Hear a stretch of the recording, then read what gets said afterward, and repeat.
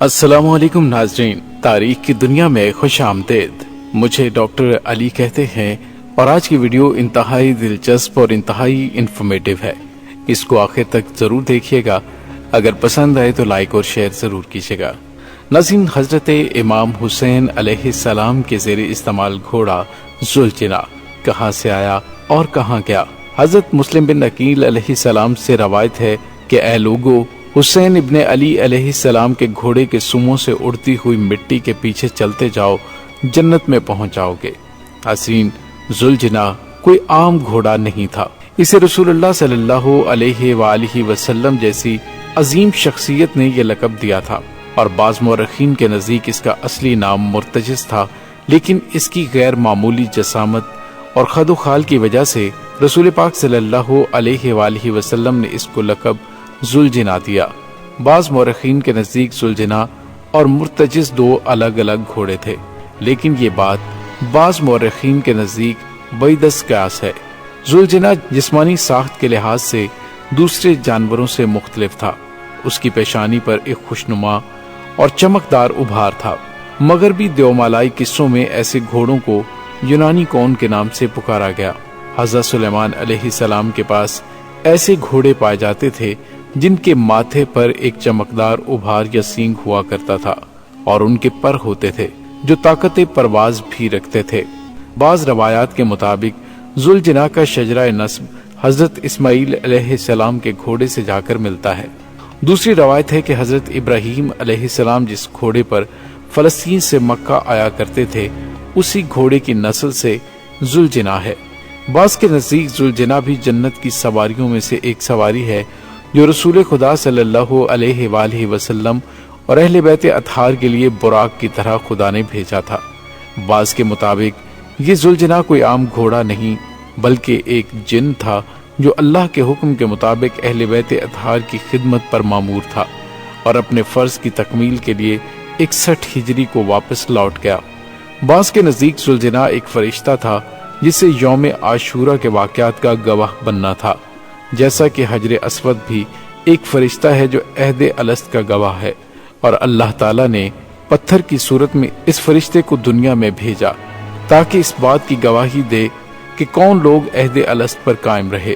ذوالجناح قدرت کے مطابق واقع کربلا کا گواہ ہے۔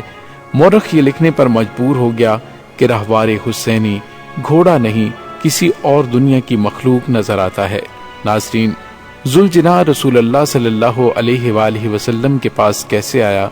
ذوالجناح کو رسول پاک صلی اللہ علیہ وآلہ وسلم کی خدمت میں تحفے کے طور پر پیش کیا گیا۔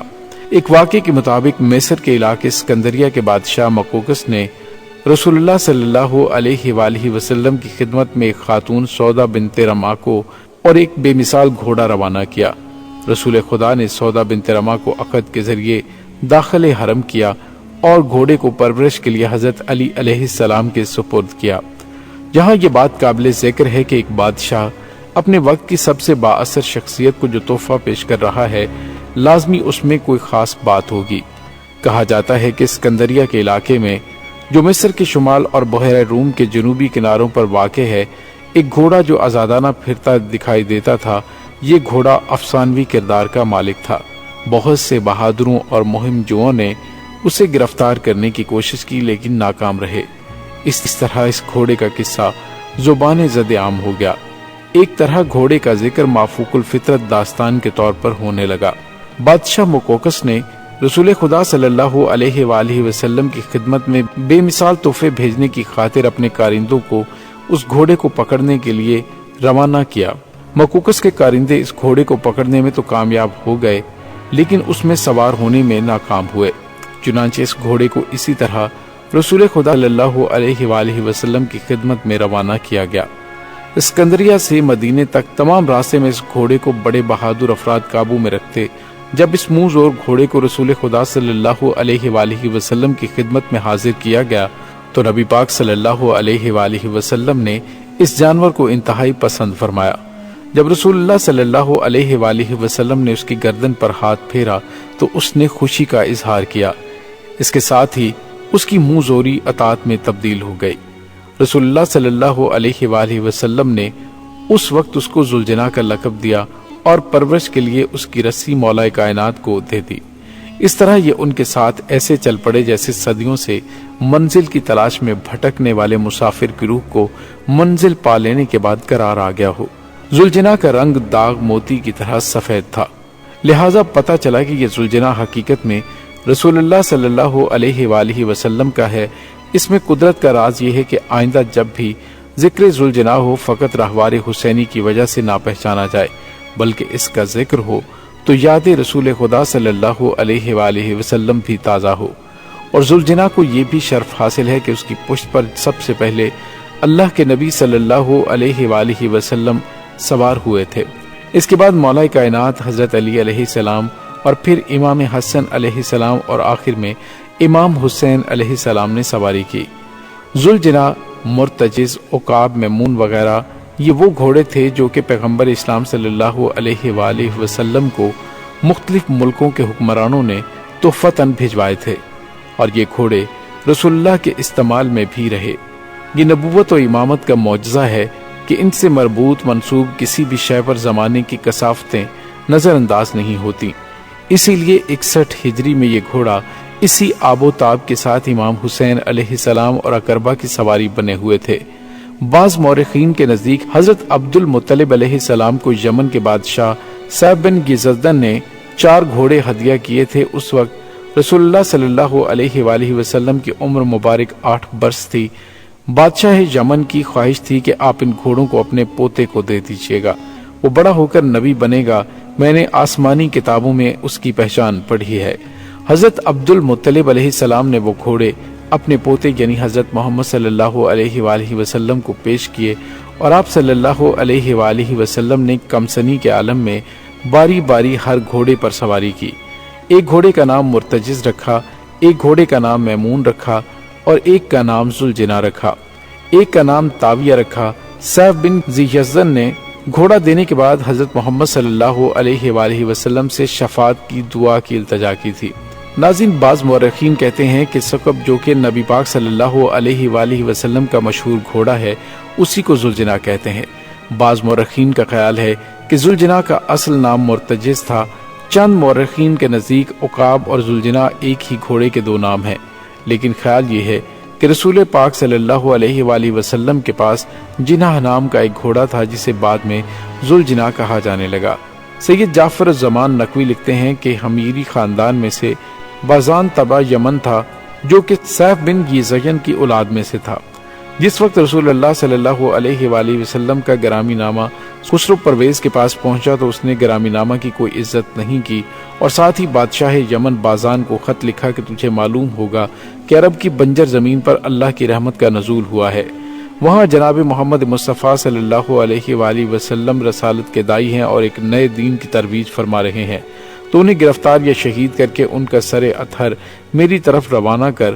جس وقت یہ خط بازان کو پہنچا تو اس نے یہ خط رسول اکرم صلی اللہ علیہ وآلہ وسلم کی طرف روانہ کیا اور عرض کی کہ آپ مجھے آگاہ فرمائیں میں اس کا جواب کیا لکھوں۔ رسول پاک صلی اللہ علیہ وآلہ وسلم نے جواباً اسے آگاہ فرمایا کہ تمہیں اب جواب لکھنے کی ضرورت نہیں، جواب اللہ کی طرف سے آ چکا ہے، خسرو پرویز کو قتل کر دیا جائے گا اور اس کے 2 دن بعد یہ خبر تیرے پاس پہنچ جائے گی، یہ فیصلہ آسمان پر ہو چکا ہے۔ جب خسرو پرویز قتل ہوا اس کی اطلاع بازان کے پاس حسب فرمان پہنچ گئی۔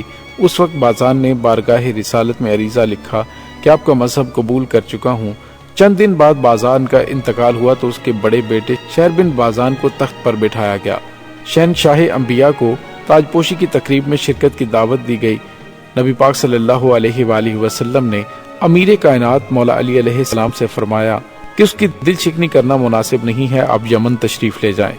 جس وقت امیر کائنات یمن تشریف لے گئے تو شہر بن بازان نے شایان شان استقبال کیا اور اپنے محل میں لے گئے۔ امیر کائنات نے 1 ہفتہ وہاں پہ قیام فرمایا اور تمام اہل یمن اسلامی تعلیمات سے مستفید ہوتے رہے۔ 1 ہفتے بعد امیر کائنات نے واپسی کا ارادہ فرمایا۔ جب آپ واپس روانہ ہوئے تو شہنشاہ یمن شہر بن بازان نے بہت سے تحفے بارگاہ میں پیش کیے۔ ان تحائف میں ایک گھوڑی بھی شامل تھی جس کے بارے میں شہنشاہ یمن نے عرض کی کہ آقا ہمارا حمیری قبیلہ گھوڑوں کے معاملے میں بہت خوش نصیب ہے، عرب کی اعلیٰ ترین نسل کے گھوڑے ہمارے پاس موجود ہیں، انہی میں سے ایک یہ گھوڑی بھی ہے۔ امیر کائنات نے شہر بن بازان سے فرمایا کہ ہم وہ گھوڑی دیکھنا چاہتے ہیں۔ شہر بن بازان کے حکم پر اس کا ایک غلام گھوڑی دربار کے باہر لے آیا۔ امیر کائنات نے باہر جا کر گھوڑی کو دیکھا اور دریافت فرمایا اس کا نام کیا ہے۔ شہر بن بازان نے بتایا کہ اس کا نام مجلی ہے۔ امیر کائنات نے اس غلام سے فرمایا ذرا اس کو ہمارے سامنے دوڑاؤ تاکہ ہم اس کے قدم دیکھیں۔ غلام نے حکم کی تعمیل کی۔ اس دوران امیر کائنات علیہ السلام نے نگاہ فرمائی، گھوڑی 4 قدم چلتی ہے، پھر پیچھے دیکھتی ہے اور بوجہ فراق ہنہناتی ہے، پھر چند قدم آگے چلی، پھر ہنہناتی ہوئی پیچھے مڑ کر دیکھتی ہے۔ امیر کائنات نے شہنشاہ یمن کی طرف دیکھ کر فرمایا اس گھوڑی کے انداز بتاتا ہے کہ جیسے اس کا کوئی بچہ پیچھے رہ گیا ہے، کیا واقعی اس کا کوئی بچہ پیچھے ہے؟ اس نے ہاتھ جوڑ کر عرض کی کہ حضور واقعی اس کا ایک بچہ ہے۔ امیر کائنات نے فرمایا وہ تم نے ساتھ کیوں نہیں دیا؟ شہنشاہ یمن نے کہا حضور ہمیں دینے سے انکار تو نہیں، لیکن اس کا بچہ بیمار ہے۔ امیر کائنات نے فرمایا بتاؤ کیا بیماری ہے؟ شہنشاہ یمن نے عرض کیا حضور ہمیں خود نہیں معلوم اسے کیا بیماری ہے، لیکن اس کی عادات بہت عجیب ہیں۔ امیر کائنات نے فرمایا ہمیں تفصیل بتاؤ۔ اس نے کہا آقا یہ تو ہمیں معلوم نہیں کہ اسے کیا بیماری ہے، مگر جس دن سے پیدا ہوا ہے ہمیشہ اداس رہتا ہے۔ 3 دن تک اس نے ماں کا دودھ نہیں پیا تھا۔ ہر وقت اس کی آنکھوں سے آنسو برستے رہتے ہیں۔ جس وقت سخت گرمی ہو، ہمارے شہر سے دور ایک ریت کا ٹیلہ ہے، جب گرم لو چل رہی ہوتی ہے، زمین گرمی سے جل رہی ہوتی ہے، تو اکثر زوال آفتاب کے وقت وہ شہر چھوڑ دیتا ہے، دانا پانی چھوڑ کر دوڑ جاتا ہے، گرم ٹیلے پر جا کر کھڑا ہو جاتا ہے، پہلے زمین پر گھٹنے ٹیکتا ہے، پھر اٹھ کر کھڑا ہوتا ہے، پھر پہلے دائیں پہلو پھر بائیں پہلو گرم زمین پر سوتا ہے، پھر کھڑا ہو جاتا ہے اور مدینے کی جانب منہ کر کے 3 مرتبہ ہنہناتا ہے، پھر دوڑ پڑتا ہے۔ شہنشاہ یمن جب تفصیل بتاتا رہا، امیر کائنات علیہ السلام روتے رہے۔ پھر فرمایا شہنشاہ یمن وہ تو ہمارے کام کا ہے، چلو ہم اس کو دیکھتے ہیں۔ اس نے کہا حضور وہ اب بھی اسی ٹیلے پر ہوگا۔ امیر کائنات علیہ السلام شہر سے باہر تشریف لائے، ریت کے ٹیلے پر دیکھا تو وہ دائیں پہلو کے بل سویا ہوا تھا۔ مولا کائنات جب اس کے قریب آئے تو وہ مولا کی خوشبو محسوس کرتے ہوئے دوڑ کر حضور کے قریب آ کر کھڑا ہو گیا۔ مولا کائنات حضرت علی علیہ السلام نے اس کے گلے میں اپنی باہیں ڈال دی۔ درد کے دریا نے صبر کے بند توڑ کر بہنا شروع کر دیا۔ امیر کائنات کافی دیر تک اس کے گلے میں باہیں ڈال کر گریا کرتے رہے، اسے پیار کرتے ہوئے فرمایا تم نے ابھی سے یہ تیور اپنا لیے ہیں، وہ وقت ابھی بہت دور ہے۔ امیر کائنات علیہ السلام نے پوچھا کہ مجلی کے اس بچے کا نام کیا ہے؟ انہوں نے کہا حضور اس کا نام مرتجز ہے۔ یہ نام سن کر امیر کائنات نے فرمایا اے شہنشاہ یمن ہم اسے ساتھ لے جانا چاہتے ہیں۔ اس نے عرض کیا آقا ہر چیز کے آپ مالک ہیں، جو چیز چاہتے ہیں ساتھ لے جائیے۔ مولا کائنات نے کہا ہمیں صرف اس بچے کی اپنے چھوٹے شہزادے کے لیے ضرورت ہے۔ ناظرین قصہ مختصر، امام علی علیہ السلام مرتجز کو یمن سے مدینے اپنے ساتھ لے آئے۔ دستور کے مطابق شہر سے باہر قیام ہوا۔ رسول پاک صلی اللہ علیہ وآلہ وسلم استقبال کی خاطر شہر سے باہر تشریف لائے، مگر انداز یہ تھا کہ آپ ناکا پر سوار تھے۔ امیر کائنات علیہ السلام نے شہنشاہ انبیاء کا استقبال کیا، تحائف پیش کیے۔ اس وقت امام حسین علیہ السلام اپنے بابا کے پاس آ کر عرض کرنے لگے بابا جان جو تحفہ آپ میرے لیے لائے ہیں وہ مجھے دے دیں۔ امیر کائنات علیہ السلام نے گھوڑی مجلی منگوائی۔ ابھی گھوڑی کچھ دور تھی، مرتجز نے ماں کو چھوڑ دیا اور دوڑ کر امام حسین علیہ السلام کے قدموں پر منہ رکھ دیا۔ اس وقت اس کی عجیب کیفیت تھی، کسی وقت قدموں پر منہ لگاتا، کسی وقت سر مولا کے ہاتھوں پر آنکھیں لگاتا، جس طرح مدت سے بچھڑے ہوئے دوست ملتے ہیں۔ بالکل اسی انداز میں دونوں ایک دوسرے کو پیار کرنے میں مصروف تھے۔ امام حسین علیہ السلام نے مرتجز کے گلے میں باہیں ڈال کر اسے بہت پیار کیا۔ ارباب تاریخ لکھتے ہیں کہ اس وقت مرتجز کی عمر 3 سال تھی۔ ذوالجناح امام حسین علیہ السلام کے پاس تھا اور رسول اللہ صلی اللہ علیہ وآلہ وسلم اکثر مسجد سے نکل کر اپنے گھوڑے کو دیکھنے جایا کرتے تھے۔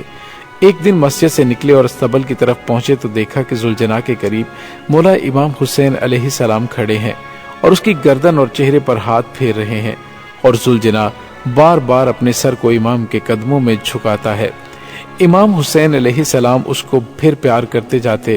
کافی دیر تک رسول اللہ صلی اللہ علیہ وآلہ وسلم کھڑے یہ منظر دیکھ رہے تھے۔ پھر رسول اللہ صلی اللہ علیہ وآلہ وسلم نے کہا حسین یہ گھوڑا تمہیں اچھا لگتا ہے نا؟ کہا نانا جان یہ گھوڑا ہم سے بہت پیار کرتا ہے۔ رسول اللہ صلی اللہ علیہ وآلہ وسلم نے فرمایا جبھی تو تم اس سے پیار کرتے ہو ہم نے آج سے یہ تمہیں دے دیا، یہ آج سے تمہارے نام کا ہو گیا ہے۔ اس دن سے امام حسین علیہ السلام نے جب ذوالجناح کی سواری کرنا چاہی، قریب آئے تو ذوالجناح فوراً بیٹھ جاتا۔ جب چاروں ہاتھوں پیروں سے بیٹھ جاتا تو امام حسین علیہ السلام اس پر سوار ہو جاتے۔ بہت آہستہ اٹھتا کہ کہیں امام ڈگمگا نہ جائیں، آہستہ چلتا اور جب امام اترنا چاہتے تو گھٹنے ٹیک کر بیٹھ جاتا کہ کہیں اترنے میں زحمت نہ ہو۔ ناظرین ذوالجناح 10 محرم کے بعد کدھر گیا؟ جب 10 محرم 61 ہجری کو امام حسین علیہ السلام نے کربلا کی گرم زمین پر سجدے کے لیے سر جھکایا تو ذوالجناح نے پروانے کی طرح شمع امامت کا طواف کرنا شروع کر دیا۔ ہر آگے بڑھنے والے کم بخت کا راستہ کاٹا، کسی کو ضرب لگائی، کسی کو دولتی کے مزے سے آشنا کیا، اگر کوئی بہت قریب آ گیا تو دانتوں سے اس کی خبر لی۔ اس دوران اس کے جسم پر تیر پیوست ہوتے رہے، سنگ باری ہوتی رہی، مگر یہ اپنے جسم پر کھاتا رہا۔ اور اس دوران شہزادی سکینہ سلام اللہ علیہا اپنے بابا کی محبت میں بے قرار ہو کر بابا کے پاس آ گئیں۔ امام حسین علیہ السلام نے ذوالجناح کو حکم دیا کہ جنگ بند کر دے اور شہزادی سکینہ کو خیام تک پہنچائے۔ یہاں یہ روایت بھی بیان کی جاتی ہے کہ جب امام حسین علیہ السلام نے سجدہ ادا کیا تو امام نے غیب سے سورہ فجر کی آخری آیت کی آواز سنی تو ذوالجناح سے کہا جنگ کو چھوڑ دے، کیونکہ رب اب اپنے سے راضی نفس کو راضی ہو کر بلا رہا ہے۔ آگے بڑھا، آقا کے بہتے ہوئے خون سے پیشانی کو رنگین کیا، سرپٹ دوڑتا ہوا خیام میں آیا اور کربلا کی شیر دل خاتون پاک سیدہ سلام اللہ علیہا کو امام حسین علیہ السلام کی شہادت کی خبر سنا دی۔ اور اس خبر کو سن کر مستورات نے ذوالجناح کے گرد حلقہ بنا کر ماتم کرنا شروع کر دیا۔ اکثر روایات کے مطابق ذوالجناح اس حلقہ ماتم کے درمیان سے ہی غائب ہو گیا۔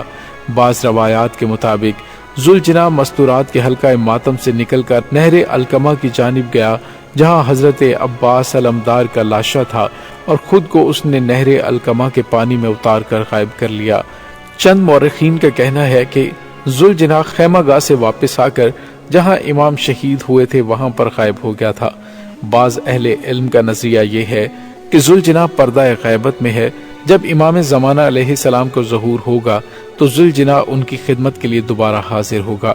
بعض کے نزدیک ذوالجناح نے 10 محرم شام غریبہ کو بحکم امام بی بی شہربانو سلام اللہ علیہا کو پشت پر سوار کیا اور ان کو کنویں رے جہاں پر بی بی شہربانو کا مزار ہے وہاں تک پہنچایا اور خود پہاڑوں کے درمیان غائب ہو گیا، اور امام زمانہ امام مہدی علیہ السلام کے ظہور پر دوبارہ آئے گا۔ بعض کا خیال ہے کہ ذوالجناح زندہ ہے اور امام زمانہ کی اقامت گاہ پر موجود ہے۔ جب امام زمانہ ظہور فرمائیں گے تو یہ ان کے ساتھ ہوگا۔ غرض یہ کہ ذوالجناح حکم رب سے محمد و آل محمد کی خدمت کے لیے بطور خاص خلق ہوا تھا، اور فرض کی ادائیگی کے بعد حکم ربی اپنی دنیا میں واپس چلا گیا۔ ناظرین، آغاز شبیہ ذوالجناح کے حوالے سے بتائیں کہ ذوالجناح کی شبیہ نکالنے کا آغاز بر صغیر پاک و ہند کے علاقوں سے ہوا۔ بر صغیر پاک و ہند میں جب اسلام پھیلا اور مجالس و عزاداری کا سلسلہ قائم ہوا تو عقیدت کی بنا پر لوگ مزارات آل محمد علیہ السلام تک تو نہیں جا سکتے تھے، لہٰذا روحانی سکون کی خاطر شبیہ حرم بنانے کا سلسلہ شروع ہوا، جس کو تعزیہ کا نام دیا گیا۔ اسی طرح مصائب اہل بیت علیہ السلام شروع ہوئے۔ مصائب اہل بیت کی یاد میں غیر انسانی کردار ذوالجناح کی شبیہ کا سلسلہ شروع ہوا۔ بعض روایات کے مطابق اکثر لوگوں کو بذریعہ بشارت اور اس شبیہ کو نکالنے کے احکامات ملے۔ یقیناً اس بشارت میں کوئی راز قدرت موجود ہے۔ بر صغیر میں شبیہ ذوالجناح کا آغاز تعزیہ داری کے ساتھ ہی ملتان سے شروع ہوا، پھر لاہور، جس شہر کو ہمشیرہ امام حسین علیہ السلام کی سکونت گاہ کا اعزاز حاصل ہے، شبیہ عزاداری کا آغاز ہوا۔ اس کے بعد یہ سلسلہ ریاست اودھ اور دکن کے علاوہ بنگال اور بہار تک پھیل گیا۔ دکن میں شیعہ ریاستیں قائم ہوئیں، پھر لکھنؤ اور دہلی میں عزاداری کو فروغ ملا۔ امیر تیمور نے بر صغیر میں جب چڑھائی شروع کی تو یہاں عزاداری پوری طرح قائم ہو چکی تھی، لیکن عہد تیمور میں باقاعدہ شبیہ تعزیہ اور ذوالجناح برآمد کروایا گیا۔ ناظرین، سوال یہ پیدا ہوتا ہے کہ کیا اسلام میں جانوروں کی شبیہ کا تصور موجود ہے؟ تو ناظرین، اسلام میں جانوروں کی شبیہ کا تصور موجود ہے۔ اس کی مثال قربانی کے جانور ہیں۔ جو اس دمبے کی شبیہ ہیں جو حضرت اسماعیل علیہ السلام کی جگہ ذبح ہوا۔ آج اس دمبے کی شبیہ بنا کر ہر سال لاکھوں جانور قربان کیے جاتے ہیں، حالانکہ ہم خود ہی ان جانوروں کو اس دمبے سے نسبت دیتے ہیں۔ پھر اس کے احترام میں اس کی رسی یا کیل کو جس کے ساتھ اسماعیل علیہ السلام کی جگہ پر ذبح ہونے والے دمبے کی شبیہ بندی ہو، ہم گستاخی نہیں کرتے، ایسی کامل شبیہ بناتے ہیں کہ اسے ذبح بھی کرتے ہیں۔ یہاں اس سوال کا بھی اس طرح جواب مل جاتا ہے کہ ذوالجناح تو ایک تھا، پھر ہر شہر ہر گاؤں سے الگ الگ شبیہ کیوں نکالی جاتی ہے؟ کیونکہ جس طرح حضرت اسماعیل علیہ السلام کی یاد میں ذبح ہونے والا دمبا بھی ایک ہی تھا، لیکن اس کی یاد میں لاکھوں جانور شبیہ بنا کر ذبح کیے جاتے ہیں، لہٰذا جس طرح اس دمبے کی شبیہ کا مقصد ہے کہ قربانی حضرت اسماعیل کی یاد ہے، اسی طرح شبیہ ذوالجناح کا مقصد قربانی امام حسین علیہ السلام کی یاد ہے۔ ذوالجناح کو سجانا اور گردن میں دوپٹہ ڈالنے کی وجہ کہ جب امام حسین علیہ السلام نے ذوالجناح پر سوار ہو کر مقتل کی طرف رخ کیا تو تمام مستورات نے دو رویا قطار بنا لی۔ جیسے ہی ذوالجناح نے مستورات کی قطار کے درمیان چلنا شروع کیا تو تمام مستورات نے اپنے سر پر بندھے کپڑے کھول کر ذوالجناح کی گردن میں باندھے اور کہتی گئیں کہ ہمارے سر کے اس بندھے کپڑے کی لاج رکھنا اور مشکل وقت میں امام کو نہ چھوڑ کر جانا۔ عرب میں خواتین برقعے کو سر پر سنبھالنے کے لیے دوپٹے کی طرح کا ایک کپڑا استعمال کرتی تھیں جو ماتھے سے سر کی پشت کی جانب باندھا جاتا تھا، یہ بالکل دوپٹے کی مانند ہوتا تھا۔ یوم عاشورہ مستورات نے ذوالجناح کی گردن میں یاد دہانی کے طور پر سر کے دوپٹے باندھے۔ آج خواتین نے ان مظلوم اور عظیم مستورات کی یاد میں یہ دوپٹے شبیہ ذوالجناح کی گردن میں باندھے ہیں۔ آج خواتین ان عظیم اور مظلوم خواتین کی یاد میں شبیہ ذوالجناح کی گردن میں دوپٹہ باندھتی ہیں اور اللہ کے حضور رہوار حسینی کے صدقے منتیں مانتی ہیں۔ ذوالجناح کی پاؤں کی خاک کے حوالے سے بات کریں کہ اللہ تعالیٰ نے سورہ عادیات میں مجاہدین کے گھوڑوں کی ٹاپوں سے اٹھنے والے غبار کی قسم کھائی ہے۔ جب مجاہدین کے گھوڑوں کے پاؤں کی خاک اتنی متبرک ہے کہ اللہ قرآن میں اس کی قسمیں کھاتا ہے، تو رسول خدا صلی اللہ علیہ وآلہ وسلم اور امام حسین علیہ السلام کے گھوڑے کے سموں کی خاک اتنی متبرک ہوگی۔ کوئی بھی بیماری کیوں نہ ہو، اس کی خاک سے انسان کو شفا مل جاتی ہے۔ جس قسم کا زخم ہو، اس کے زخموں سے مس کرنے سے خاک لگائیں تو زخم ختم ہو جاتا ہے۔ جس عورت کی اولاد نہ ہوتی ہو، وہ عورت اپنے دوپٹے کے دامن میں یا جو چنے کی نیاز پیش کرے ذوالجناح کو کھلائے، ذوالجناح کے پاؤں کی خاک سر میں لگائے، اللہ تعالیٰ اس کی گود ہری کرتا ہے۔ ناظرین، قائد اعظم محمد علی جناح کی دادی نے ذوالجناح کے پاس منت مانی تھی۔ خواجہ حسن نظامی کے مطابق بانی پاکستان قائد اعظم محمد علی جناح کے والد ذوالجناح پوجا کی والدہ نے عاشور کے دن اپنے ہاں لڑکا پیدا ہونے کی منت مانی اور بیٹا ہونے پر امام حسین علیہ السلام کی سواری کے نام پر اپنے بیٹے کا نام ذوالجناح پونجا رکھا۔ کثرت استعمال سے ذوالجناح صرف جناح تک رہ گیا اور یہی قائد اعظم کا خاندانی نام قرار پایا۔ تو ناظرین، ذوالجناح کے حوالے سے تمام روایات ہم نے آپ کے سامنے رکھی ہیں۔ امید ہے ہماری آج کی ویڈیو آپ کو بہت پسند آئی ہوگی۔ ڈاکٹر علی کو اجازت دیجیے۔ اللہ وارث۔